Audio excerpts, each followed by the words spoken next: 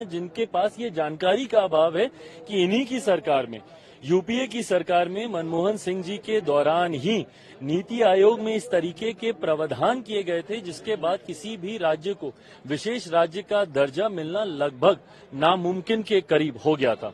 बहरहाल हम लोग की मांग रही थी कि जब तक विशेष राज्य के दर्जे का दर्जा हम लोग को नहीं मिलता, स्पेशल पैकेजेस हम लोग को दिए जाएं।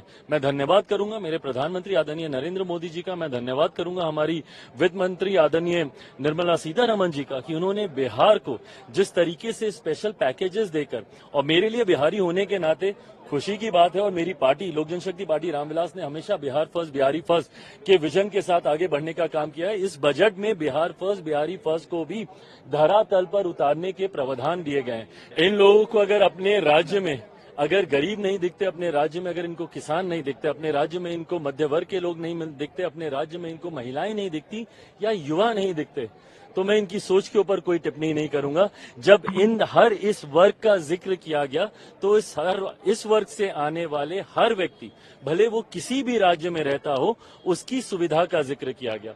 एक विकसित भारत, एक आत्मनिर्भर भारत के लिए पूर्ण रूप से सुनिश्चित किया गया है। प्रधानमंत्री जी की जो सोच है कि अमृत काल से शताब्दी काल का सफर भारत का निश्चित रूप से एक विकसित भारत का रूप धारण करे, वो इस बजट का मुख्य अंश है। हर एक क्षेत्र, चाहे वो कृषि हो, ग्रामीण विकास हो, अधोसंरचना हो, सिंचाई हो, शिक्षा हो, स्वास्थ्य हो, और भविष्य के भी जो रिफॉर्म्स हमें लाने हैं, इन सभी चीजों को मद्देनजर रखते हुए बजट का पूर्ण रूप धारण हुआ है। मैं बधाई देना चाहता हूं वित्त मंत्री जी को और प्रधानमंत्री जी के नेतृत्व में भारत इस विकास के पथ पे चलेगा। शेयर बाजार में देखिए, बीएसई सेंसेक्स एक कंटिन्यूम है। अगर आप देखेंगे कि पिछले साल से आज तक 20,000 पॉइंट्स ऊपर बाजार चला गया है। हमारी आर्थिक विकास 8.2% तक पहुंची है, जो विश्व में एक रिकॉर्ड धारण किया है। भारत की विकास और प्रगति, जहां एक तरफ आर्थिक विकास बढ़ रही है, वहां महंगाई पूरे विश्व से सबसे कम है। हर एक क्षेत्र में अधोसंरचना में बढ़ोतरी हो रही है। कैपिटल एक्सपेंडिचर में 9.5 लाख करोड़ पिछले वर्ष था, 11.11 लाख करोड़ इस वर्ष का आकलन है।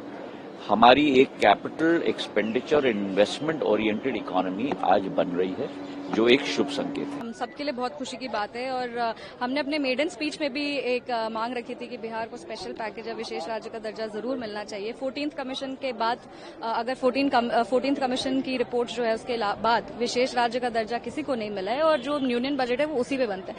तो विशेष राज्य या विशेष पैकेज सिर्फ टर्म का डिफरेंस है। हमारा मांग था कि बिहार आगे बढ़े, कुछ अच्छी आर्थिक सहायता मिले जिससे हम आगे चल सके, और हम मानते हैं कि आज बहुत खुशी का दिन है क्योंकि बिहार को वो आर्थिक सहायता मिली है। इसके अलावा विमेन लेड डेवलपमेंट है, बेरोजगारी का जो मांग था, जहां वहां पे युवाओं का प्रतिनिधित्व करते हैं, महिलाओं का प्रतिनिधित्व करते हैं, तो रोजगार बढ़ाने के लिए सरकार ने कदम लिया है। जिस तरह से एम्प्लॉयर और एम्प्लॉय रिलेशनशिप को मजबूत करने के लिए उन्होंने प्रावधान बनाए हैं। इस बजट में बहुत खूबसूरती से बिहार के टूरिज्म को आगे लेके जाया गया है। पटना पूर्णिया एक्सप्रेसवे जो बनेगा वो उसमें हमारी कॉन्स्टिट्यूएंसी भी आएगी, तो उस बात की भी बहुत खुशी है कि वो समस्तीपुर होते हुए निकलेगा। हम चाहेंगे कि वो समस्तीपुर होते हुए निकले। इसके अलावा आप देख सकते हैं कि जिस तरह से राजगीर, गया, बोध गया, नालंदा पे फोकस है टूरिस्ट विभाग का, तो ये सारी चीजें हम मानते हैं कि इससे बिहार बहुत आगे बढ़ेगा, विकास की गति को और रफ्तार मिलेगी, और बहुत मजबूती से नए इन्वेस्टमेंट, नए इंफ्रास्ट्रक्चर और जो रोजगार का वहां समस्या था, ये सबको हम लोग ये सारी समस्याओं से डील करते हुए हम लोग आगे बढ़ेंगे। अगले 5 साल में पूरा चेहरा बदल जाएगा बिहार का, लग रहा है। बिल्कुल बिल्कुल। अब हम लोग सब जितने भी लोग आज इस बार सदन में चुन के आए, सबकी यही मांग थी कि नहीं, बिहार लगातार मजबूती से एनडीए के साथ खड़ा है, और हम मानते हैं कि हमारे यशस्वी प्रधानमंत्री श्री नरेंद्र मोदी जी ने हमारी आवाज को सुना, बिहार की आवाज को सुना। उनके लिए तहे दिल से उनको हम आभार प्रकट करते हैं, और हम यही चाहेंगे कि आने वाले समय में बिहार जब एनडीए के साथ मजबूती से खड़ा रहेगा, एनडीए भी बिहार के साथ उतनी ही मजबूती से खड़ा रहेगा। बेटियों के लिए, महिलाओं के लिए इंपोर्ट डायमंड मार्केट के लिए, एक्सपोर्ट इंपोर्ट के लिए, हर पॉइंट पे, हर सेक्टर पे, upper middle class, poor middle class और गरीब, रूरल एरिया के लिए बहुत, किसान वर्ग के लिए बहुत कुछ, एग्रीकल्चर के लिए बहुत बड़ा खजाना का एक बजट खोल दिया। बिहार बम बम हो गया, जो बाढ़ ग्रस्त इलाका है, तो अब हमारा गोरखपुर भी बाढ़ से बचेगा। ये एक ऐतिहासिक, बिहार के लिए, नालंदा यूनिवर्सिटी के लिए, राजगीर के लिए ऐतिहासिक बजट हमने नहीं उम्मीद की थी। इतना शानदार बजट है, पूरा आप देखिएगा कैसे शेयर मार्केट सब कुछ अब कितना शॉर्ट अप करेगा। बहुत अच्छा। स्टेट की तरफ से हम शुक्रिया अदा करना चाहेंगे। ये केवल एक बजट वाला इशू नहीं है, ये इमोशनल इशू है आंध्रा के लिए। उसको एक जगह मिला आज बजट में। और पोलोवरम प्रोजेक्ट जो लाइफलाइन है आंध्रा के लिए, उसके बारे में भी उन्होंने बोला कि वो ऑन टाइम वो रिस्पॉन्सिबिलिटी के साथ कंप्लीट करेंगे, तो वो भी एक अच्छी बात है आंध्रा के लिए। और ऊपर से जो बैकवर्ड डिस्ट्रिक्ट्स हैं आंध्रा में, उसका भी एक मेंशन उन्होंने किया था कि वहाँ पे भी सेंट्रली स्पॉन्सर्ड स्कीम्स हो या फिर अलग तरीके के पैकेजेस हो, वो सब भी इम्प्लीमेंट करके वहाँ पे जो स्टैंडर्ड ऑफ लिविंग है वो हम आगे बढ़ाएंगे। वहाँ पे जो गरीब लोग हैं, अंत्योदय लोग हैं, उन सबको भी हम आगे बढ़ाएंगे। तो इस तरह की चीज़ें जब बोली जाती हैं बजट में, तो ज़रूर हमारे आंध्रा के लोग में या 5 करोड़ जो आंध्रा के लोग हैं उनमें एक विश्वास पैदा होता है कि चुनाव से पहले जो वादा किया था वो अब पूरा होने वाला है। तो ये उस नज़र से हमें देखना चाहिए कि 5 साल जगन रेड्डी के सरकार में आंध्रा को पूरी तरह से डिस्ट्रॉय हो गया है। 20 साल हम पीछे चले गए। अगर केंद्र सरकार आगे आकर हमें हाथ नहीं बढ़ाता तो हम आगे नहीं बढ़ सकते।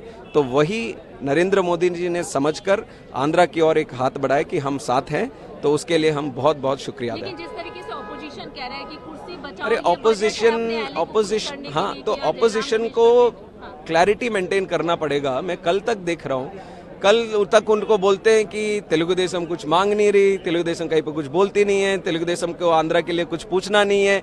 अब जब बजट में इतना सारा है तो बोलते हैं कि जब आंध्रा को ही चला गया है, सब इधर ही हो रहा है। तो चाहते क्या, आंध्रा को पैसा मिले ऐसे चाहते हैं कि आज ना मिले ऐसे चाहते हैं? उनको एक क्लैरिटी मेंटेन करना पड़ेगा।